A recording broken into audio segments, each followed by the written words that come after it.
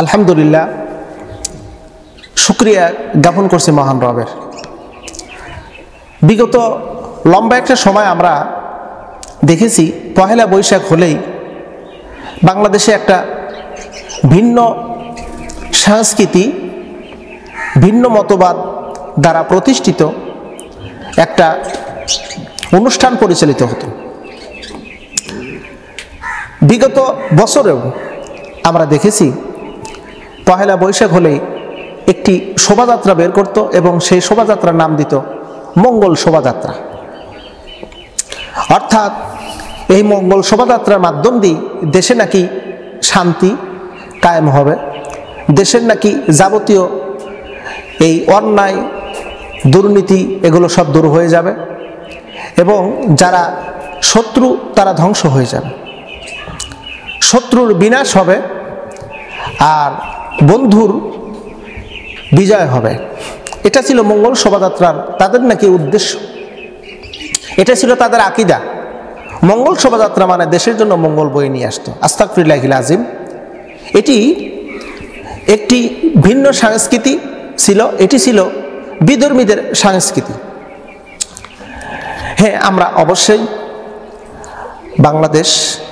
বাংলাদেশি, আমরা বাংলা ভাষাকে যথেষ্ট পরিমাণ সম্মান ইজ্জত করি এবং ভালোবাসি। বাংলার শুভ নববর্ষকে আমরা ভিন্নভাবে আলিঙ্গন করি এবং মোবারকবাদ জানাই। আমাদের মোবারকবাদ, আমাদের আলিঙ্গনটা হয় কোরআন সুন্নাহ ভিত্তিক। আমরা মুসলিম, আমরা কোনো বিজাতিদের সংস্কৃতি গ্রহণ করতে পারি না। হিন্দুরা তাদের ধর্মমতে তারা পহেলা বৈশাখ কীভাবে উদযাপন করবে সেটা তাদের নিতান্তই ব্যক্তিগত হিসাব। কিন্তু আমরা ইসলামটাকে নিয়ে, ইসলাম ধর্মাবলম্বী হয়ে পহেলা বৈশাখ উদযাপন করব শিরকিয়াত কাজের মাধ্যম দিয়ে, এটা অসম্ভব, এটা মোটেও শোভনীয় নয়। এই বছরের পহেলা বৈশাখের উদযাপনটা হলো ভিন্ন আঙ্গিকে, যা দেখলাম শিরক মুক্ত। আর আমরা এই কথাটা বিশ্বাস করি, কেবলমাত্র শিরক মুক্ত কার্যাবলী দেশ এবং জাতির জন্য কল্যাণ বয়ে নিয়ে আসবে। যেই দেশে শিরকের কাজ হবে সেই দেশ কখনোই মহান রবের দ্বারা সন্তুষ্টিমূলক থাকবে না। সংখ্যায় গরিষ্ঠ মানুষ যখন শিরক করবে তখন রব লানত করবে, এটি স্বাভাবিক। আমরা মুসলিম, আমরা এটা বিশ্বাস করি মহান রবের প্রত্যেকটি দিন, প্রত্যেকটি ক্ষণ, প্রত্যেকটি মুহূর্তই আমাদের জন্য রহমত বারাকা পরিপূর্ণ। শুধু নির্দিষ্ট দিনই কেবল আল্লাহর রহমত বারাকা পরিপূর্ণ হবে এমনটি নয়। হ্যাঁ, একটু ভিন্ন, বিষয়টি আলাদা।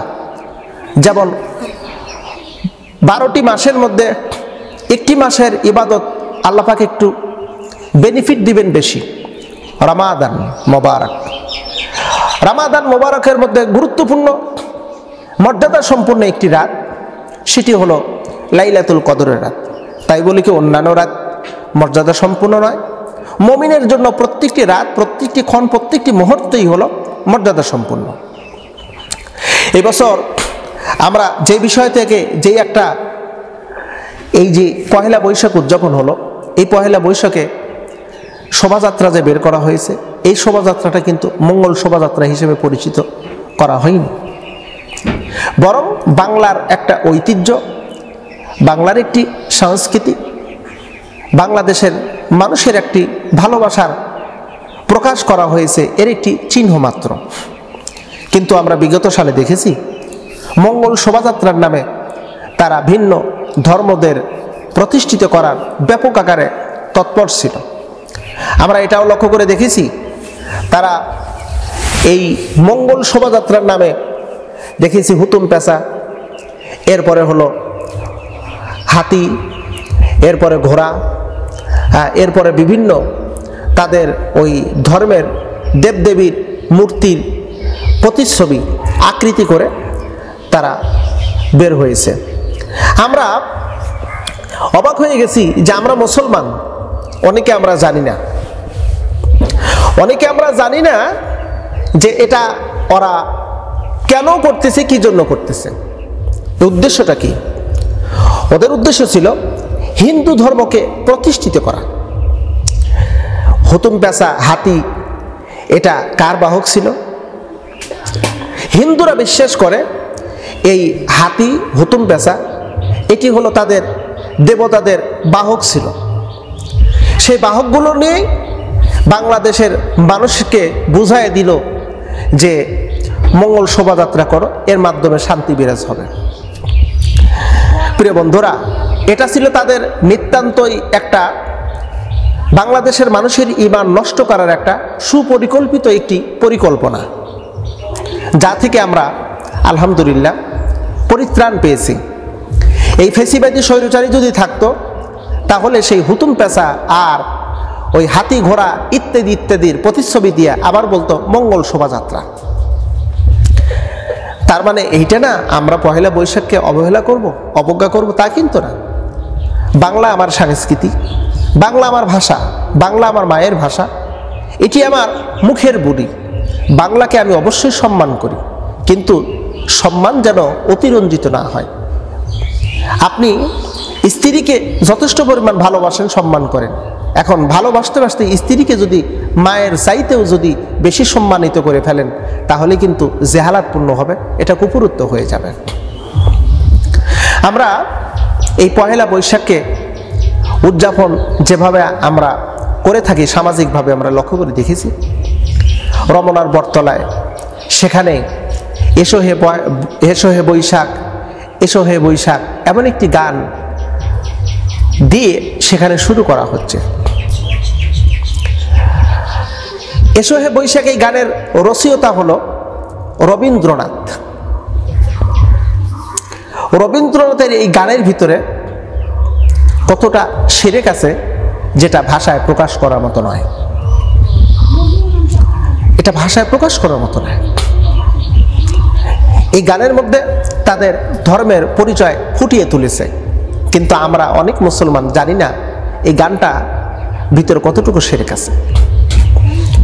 পহেলা বৈশাখ আমরা যেটা লক্ষ্য করে দেখতে, যেটা অপসংস্কৃতি, ভিন্ন ধর্ম, আমরা বাঙালি, আমরা বাংলাদেশি, আমরা কেন অন্য ধর্মের সংস্কৃতি গ্রহণ করব? আমরা বাংলাদেশি, আমরা মুসলিম। যারা এই পহেলা বৈশাখকে উদযাপনের ক্ষেত্রে পান্তা ভাত, ইলিশ মাছ না খেলে পহেলা বৈশাখ উদযাপন হবে না। হলুদ শাড়ি পরতে হবে, শাড়ির সাথে কুলা, ঢোল, ঢাকল এগুলো থাকতে হবে। এই যে এই সমস্ত কার্যাবলী, এটা নিতান্তই ঈমান হারা পথে ছাড়া আর কিছুই না। পহেলা বৈশাখ মুসলিমদের কোনো ধর্মীয় উৎসব না, তবে হ্যাঁ বাংলাদেশের এটি একটি সংস্কৃতি। বছরের প্রথম একটা দিন, সেই দিনটাকে আমরা স্মরণ করি। বছর শেষে একটা দিন চলে আসলো পহেলা বৈশাখ, বৈশাখ দিয়ে শুরু, 12 মাসের একটি মাস বৈশাখ দিয়ে শুরু। এর মানে এইটা না এখানে আমার অনেক ইবাদত নিহিত রয়েছে। হ্যাঁ আমি বাংলাদেশি, আমার একটি সংস্কৃতি, আমি ভালোবাসি, কিন্তু উদযাপন করতে গিয়ে যেন শিরকির কাজ না হয়। আল্লাহ সুবহানাহু ওয়া তাআলা আমাদেরকে যাবতীয় কল্যাণ দান করুক, শিরক মুক্ত ইবাদত করার তৌফিক দান করুক, আমিন।